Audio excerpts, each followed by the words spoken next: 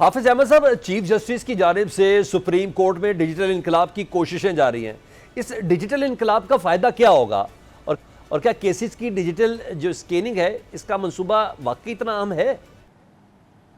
بسم اللہ الرحمن الرحیم. ایک تو بات یہ ہے کہ ڈیجیٹائزیشن جو ہے وہ ایک اب آپ کا جس طرح کہتے ہیں نا پارٹ اینڈ پارسل جو ہے وہ آپ کی پرائیویٹ لائف کا بھی ہو گیا ہے اور آپ کی جو فنکشننگ گورنمنٹس کے ان کا بھی ہو گیا ہے. اور دنیا بھر کے جتنی بھی ہماری سپریم کورٹس ہیں یا دنیا بھر کے جتنی اب سپیریئر کورٹس دنیا کے مختلف ممالک کے اندر ہیں وہ ساری کی ساری اس ڈیجیٹائزیشن پہ ہیں. اور اس ڈیجیٹائزیشن کی وجہ سے جو ہے وہ اپنی کیس مینجمنٹ جو ہے اس کو امپروو کرتے ہیں. اور الٹیمیٹلی اس کا آبجیکٹیو یہ ہوتا ہے کہ آپ نے ارلی اور سپیڈی ڈسپنسیشن آف جسٹس کی طرف جانا ہے.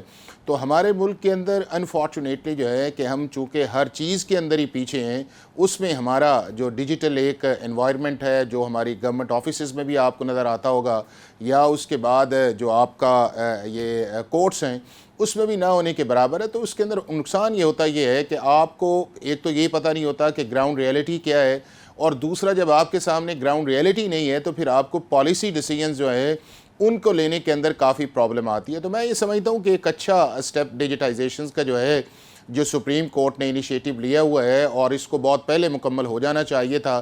اس کو ریپلیکیٹ کرنا چاہیے ہمارے ہائی کورٹس کے اندر اور اس طرح ہمارے ڈسٹرکٹ کورٹس کے اندر.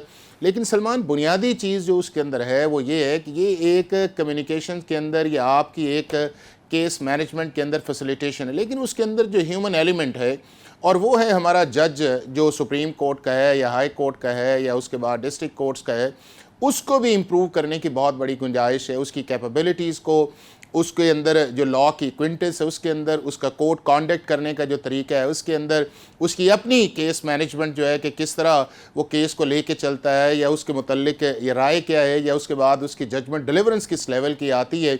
تو یہ وہ ایریا ہے کہ جس کو اگر آپ ایز اے ہولسٹک طور پہ دیکھا جائے تو پاکستان جو ہے وہ دنیا کے اندر سب کانٹیننٹ میں سب سے لوسٹ ہے in terms of dispensation of آپ کا جو جوڈیشل ورک ہے یا آپ کا گورننس ہے یا رول آف لا ہے.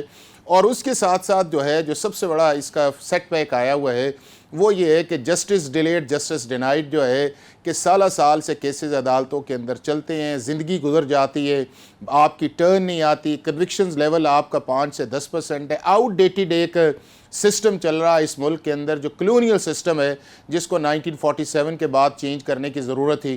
تو یہ سارے وہ فیکٹرز ہیں جن کو ملا کے ہم جو ہے وہ آگے جائیں گے. اور دنیا اسی طرح آگے گئی ہے.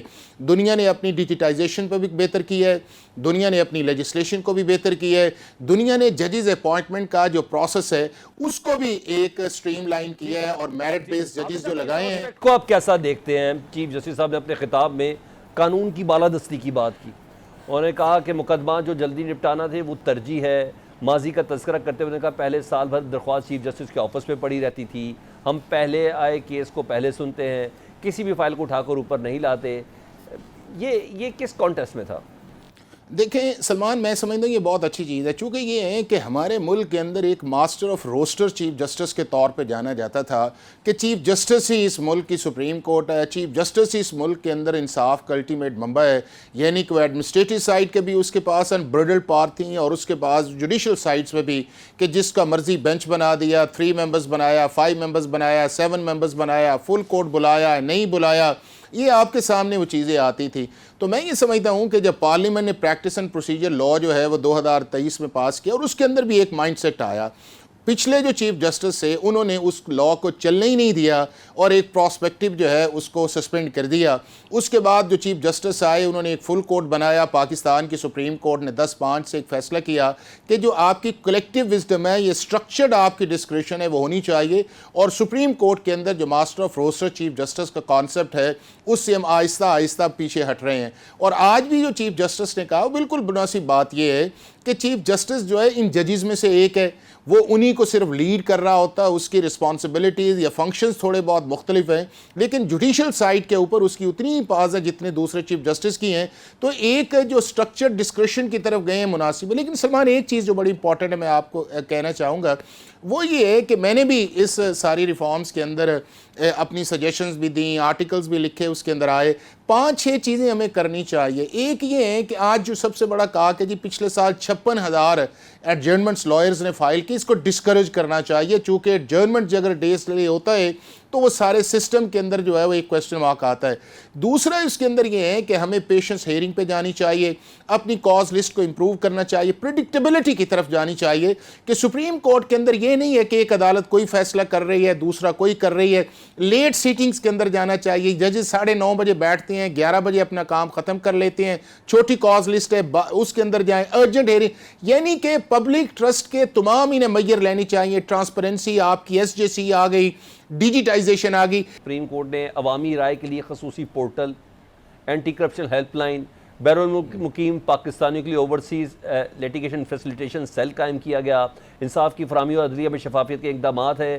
آپ مجھے بتائیں, کہیں فیصلہ تو کرنا نہیں, سو موٹو کی اجازت بھی نہیں, تو آپ سمجھتے کہ یہ صرف طفل تسلی ہے کہ جب یہ اپلک ہو جائے گا تو اس کا کوئی فائدہ بھی ہوگا؟ سر درخواست دینا ہی تو کافی نہیں ہے نا, اس پورٹل کو ٹچ کرنا تو کافی نہیں ہے نا, اس کی ایگزیکیوشن بھی بڑا میٹر کرے گی سر.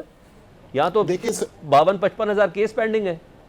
دیکھیں سلمان, یہی وہ بات ہے کہ اگر آپ کے پاس اس وقت 57,000 سے زیادہ کیسز ہیں یا آپ نے انیشیٹیوز لیے ہیں, یعنی کہ ہمارے ہائی کورٹس کے اندر پہلے بھی آپ کے اوورسیز جو ہیں ان کے لیے بینچز یا آپ کے اپلیکیشنز لے لیتے تھے, یا آپ نے انوائرمنٹ کے لیے گرین بینچز بھی بنائے, بٹ اس کی ایکچوئل ڈیلیورنس کیا ہے؟ ڈیلیورنس یہ ہے کہ اگر پاکستان کی سپریم کورٹ کے اندر کوئی کیس آتا ہے, اس کی فرسٹ ہیئرنگ جو ہے وہ پہلے 7 دن کے اندر آنی چاہیے, اگر اس کو ایڈمٹ کر لیا جائے تو اس کی ہیئرنگ 2 ماہ کے اندر آنی چاہیے, اور میکسیمم سپریم کورٹ کے اندر فیصلہ یا کیس جو 1 سال سے زیادہ نہیں چلنا چاہیے. ججز اپنے شارٹ آرڈرز جو ہیں ان کو ڈیلی ایشو کرنا چاہیے, ویب سائٹس پہ اپلوڈ کریں, اور یہ جو ریزننگ والی ججمنٹ 6-6 8-8 ماہ پڑی رہتی ہے اور اس سے ایک کانٹروورسی یا لیگل کمپلیکیشن آتی ہے, اس کو 60 دن کے اندر فیصلہ کریں.